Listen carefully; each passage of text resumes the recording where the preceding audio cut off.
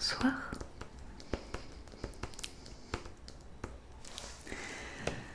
Donc ce soir, vous aviez rendez-vous avec moi pour votre test de personnalité, plus particulièrement le test DISC.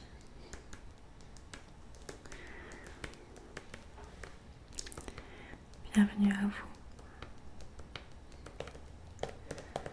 Donc je vous en prie, installez-vous. Est-ce que vous connaissez le test DISC?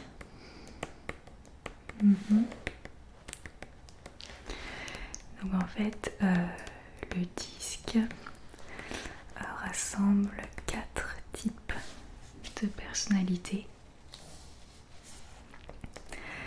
chacune représentée par une couleur. Et ce qui se passe, c'est que avec la plupart des personnes, c'est que soit on a une couleur qui se dégage grandement par rapport aux autres, soit 2 couleurs. Donc vous pouvez être une personnalité très marquée ou un mélange de 2 personnalités.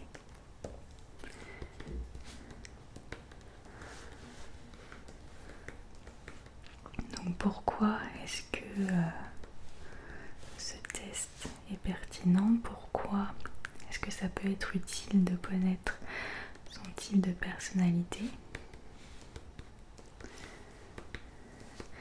Déjà pour voir dans quelle situation est-ce que on est à l'aise, dans quelle situation est-ce qu'on a tendance à être compétent. D'ailleurs c'est pour ça que c'est un test qui est de plus en plus effectué dans la vie professionnelle.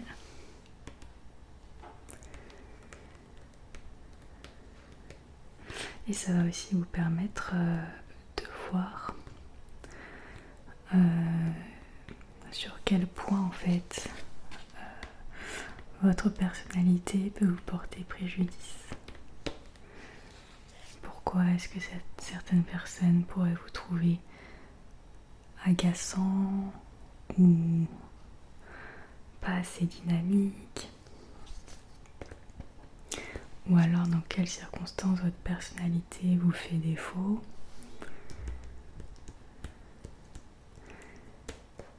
Et quand on connaît à quoi correspondent les différentes couleurs, ça permet aussi d'analyser les gens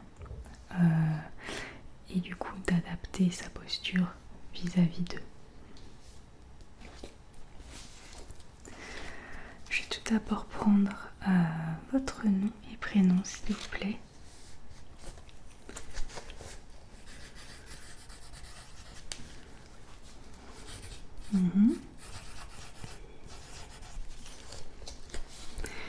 Et quelle est votre profession?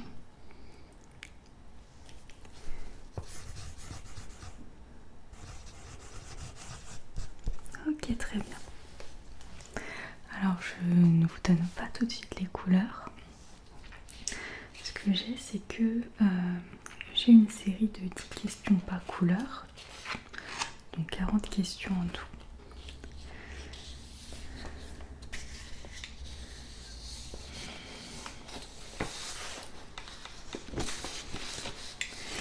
Et donc je vais pas vous dire les couleurs, en tout cas je vais pas vous dire à quelle couleur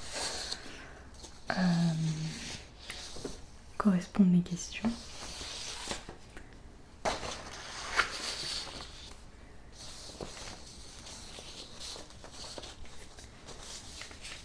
Hop là.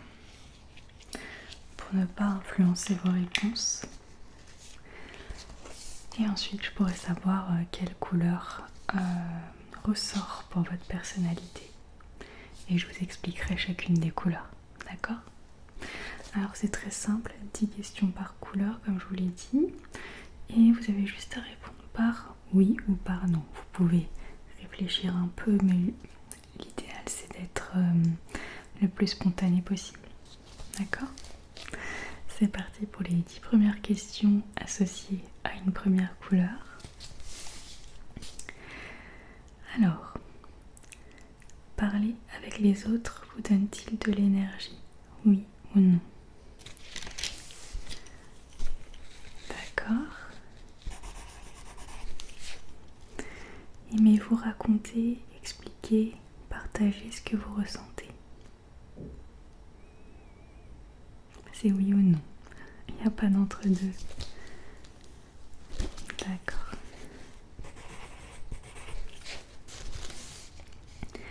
Avez-vous besoin de vous sentir apprécié ou reconnu?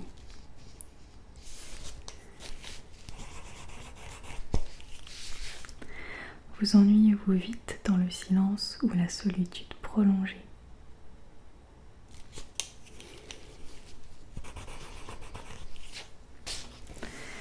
Faites-vous facilement confiance aux gens? D'accord. Avez-vous tendance à voir le potentiel plutôt que les risques?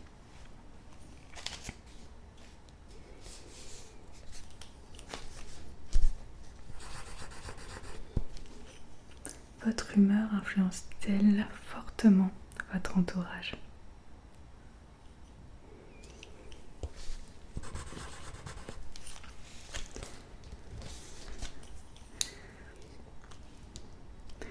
Aimez-vous improviser plutôt que de suivre un cadre strict?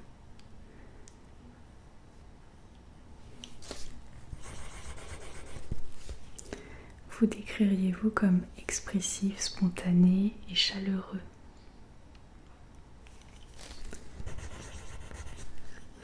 Avez-vous parfois du mal à rester concentré longtemps sur une seule tâche?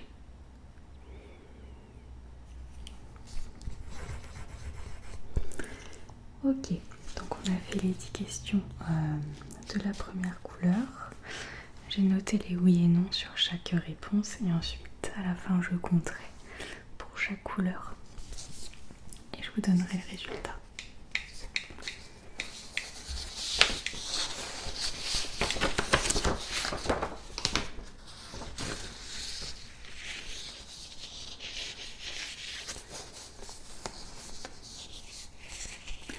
Ok.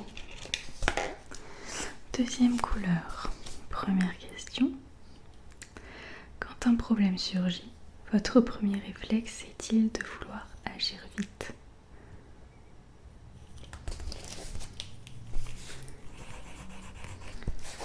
Préférez-vous décider vous-même plutôt que de demander l'avis des autres?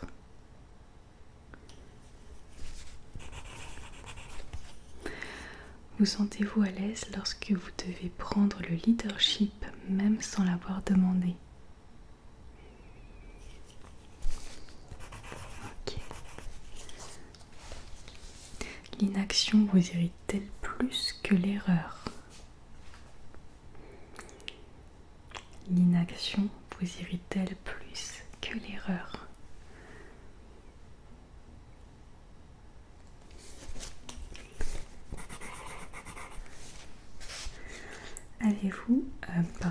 Aimez-vous les défis difficiles même s'ils impliquent du conflit?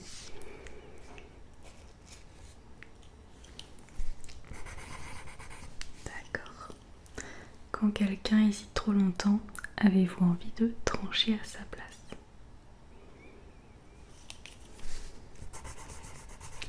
Ok. Supportez-vous mal qu'on vous dise quoi faire?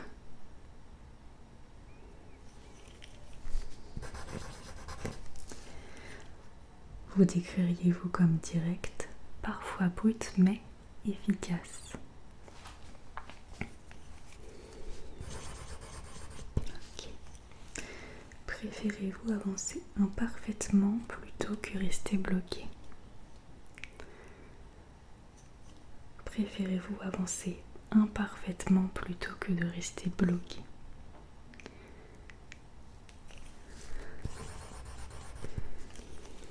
Avez-vous tendance à minimiser les émotions pour aller à l'essentiel?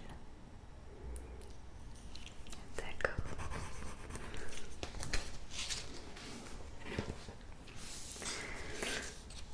Ensuite, on va passer à la troisième couleur. Donc c'est normal que sur les couleurs vous ayez quasiment que des non et sur une autre quasiment que des oui.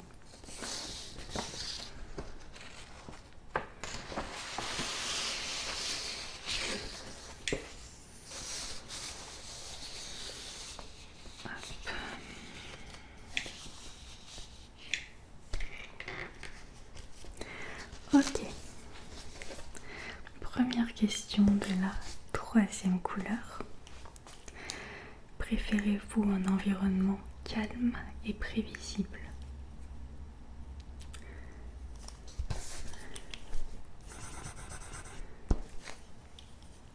Avez-vous besoin de temps avant d'accepter un changement?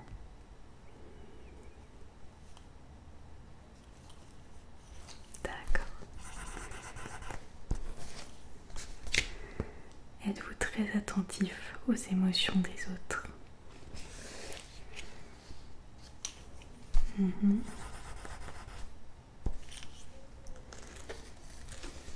Aimez-vous aider sans forcément être mis en avant?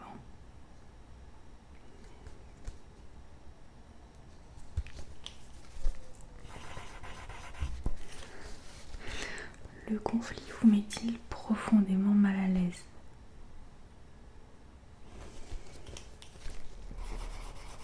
D'accord. Privilégiez-vous l'harmonie plutôt que la performance?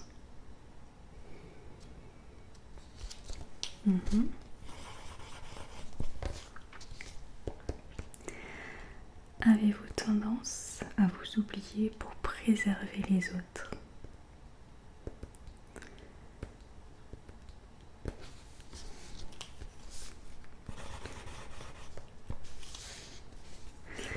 Êtes-vous fidèle à vos habitudes et à vos routines? Ok.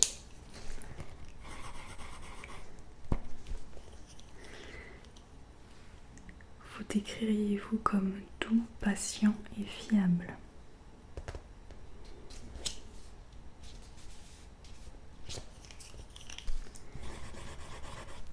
Et dernière question. Avez-vous parfois du mal à dire non, même quand c'est nécessaire?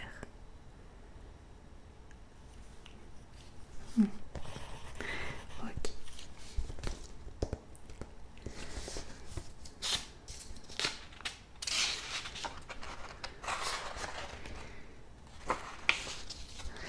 Il nous reste une couleur.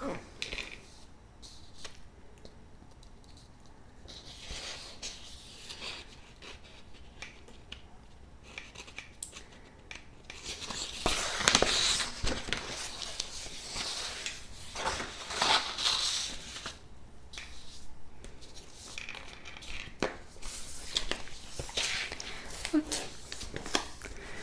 Donc, dernière couleur. Et petite dernière question. Aimez-vous comprendre en profondeur avant d'agir?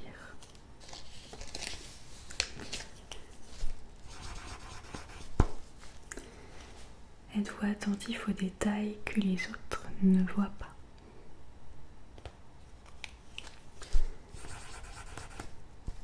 Okay. Vous sentez-vous plus à l'aise avec des règles claires?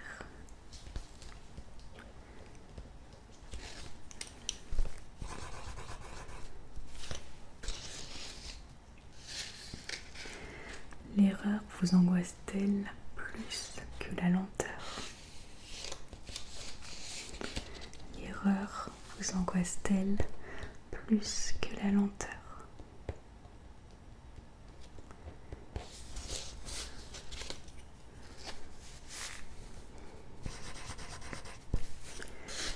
Okay. Aimez-vous analyser, comparer, vérifier?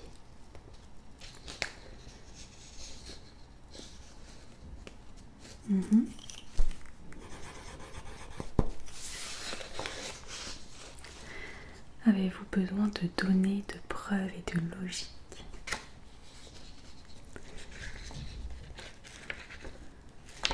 D'accord.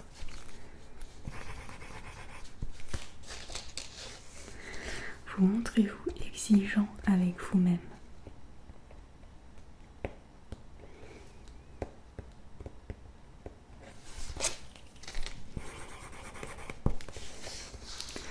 L'improvisation vous met-elle mal à l'aise?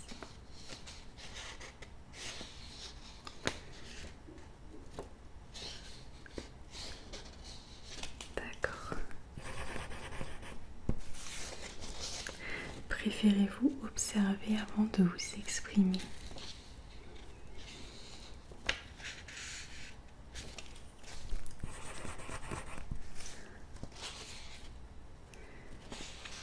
Vous décririez-vous comme réfléchi, méthodique et réservé? Ok.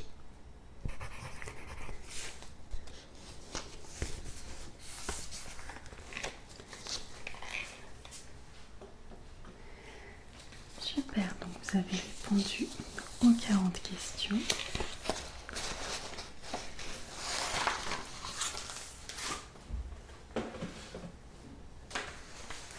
Maintenant, je vais reprendre chaque personnalité dans l'ordre où je vous ai posé les questions.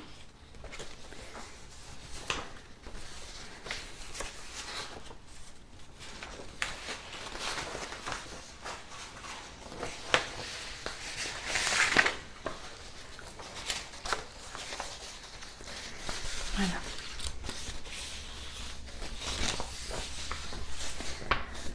Alors, les premières questions concernaient la couleur jaune qui correspond à influence. Donc, si vous avez eu majoritairement des oui sur ces questions-là, donc la première série de questions. Alors, vous êtes quelqu'un d'influent. Qu'est-ce que ça veut dire? Vous êtes quelqu'un de tourné vers l'échange, vers la sociabilité. Votre énergie vient des autres, de la communication et du lien.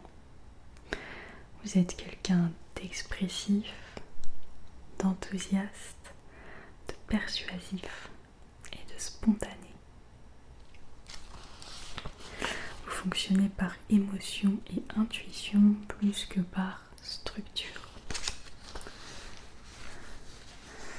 Donc la couleur jaune, l'influence, c'est la personnalité, de la communication, de l'énergie, des relations et de l'expression. Quelques points de vigilance tout de même, c'est que vous êtes quelqu'un qui a tendance à beaucoup se disperser. Vous avez des difficultés à finir ce que vous entreprenez et vous avez un besoin excessif de validation, le regard des autres vous importe beaucoup. Donc maintenant, la couleur rouge, à savoir la dominance. Qu'est-ce que c'est? Alors si vous êtes dominant, si vous avez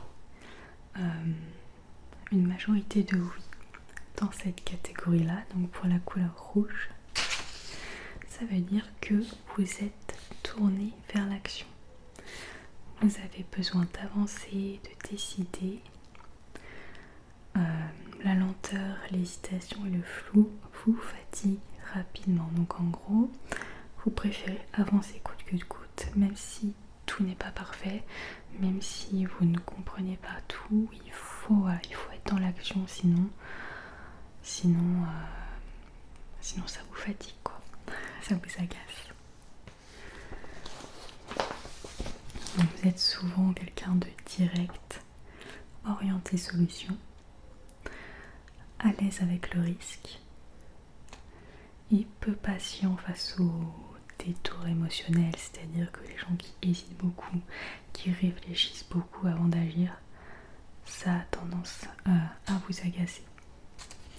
Votre énergie est tournée vers le contrôle de la situation, pas vers la validation extérieure, c'est-à-dire que voilà, vous agissez de la bonne manière, de la mauvaise manière. En général, peu vous importe la vie des autres.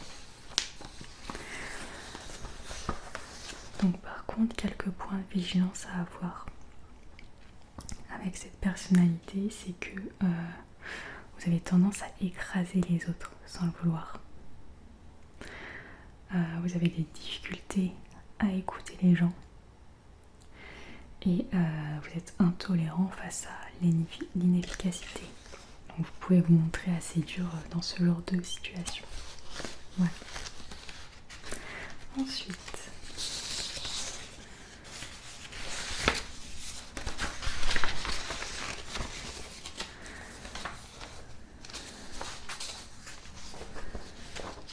donc maintenant, la troisième personnalité que voilà, des questions que je vous ai posées. Donc la troisième série de questions correspond à la personnalité verte, à savoir la stabilité. C'est une personnalité qui est orientée sécurité, constance et harmonie. Qu'est-ce que ça veut dire? Vous êtes quelqu'un de tourné vers la continuité et vous avez besoin de sécurité émotionnelle et de relations fiables.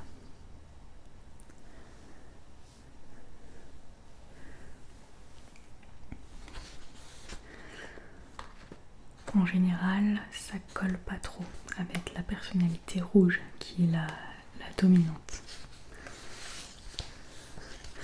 Vous êtes souvent quelqu'un de doux, de loyal, de patient et vous êtes quelqu'un à l'écoute. Vous avez énormément d'empathie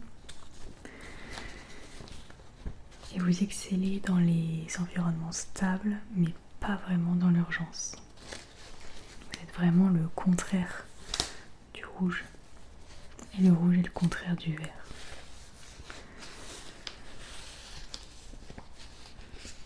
Donc point de vigilance si vous êtes vert, c'est que vous avez des difficultés à dire non. Vous avez peur du conflit et vous avez du mal avec le changement.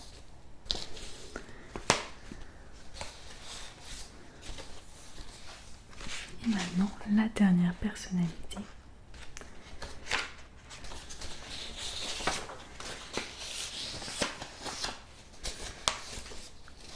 La personnalité bleue qui correspond à la conformité. C'est une personnalité basée sur l'analyse, la précision, la rigueur et le contrôle interne. Donc vous êtes quelqu'un qui est tourné vers la compréhension, vous avez besoin de logique, de structure et de maîtrise. Vous êtes quelqu'un de réfléchi, de rigoureux, d'exigeant et d'observateur. Vous cherchez à bien faire et pas à faire vite. Quelques points de vigilance tout de même. Vous êtes quelqu'un de perfectionniste. Vous pouvez être paralysé par l'analyse et du coup tarder avant d'agir ou agir trop tard. Et vous vous autocritiquez sévèrement. Voilà, vous êtes quelqu'un qui veut tout comprendre et faire les choses parfaitement.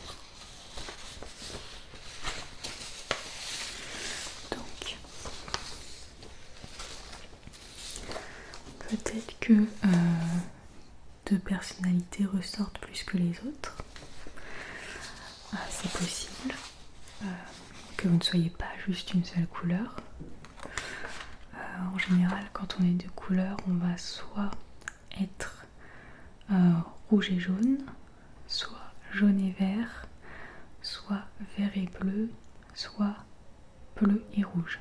On ne peut pas, par exemple, être rouge et vert parce que c'est deux personnalités qui sont un peu opposées et il est rare qu'on soit jaune et bleu parce qu'un bleu va être quelqu'un très rigoureux, très concentré, alors qu'un jaune va être quelqu'un qui s'éparpille pas mal et qui a des difficultés de concentration par exemple. Donc voilà.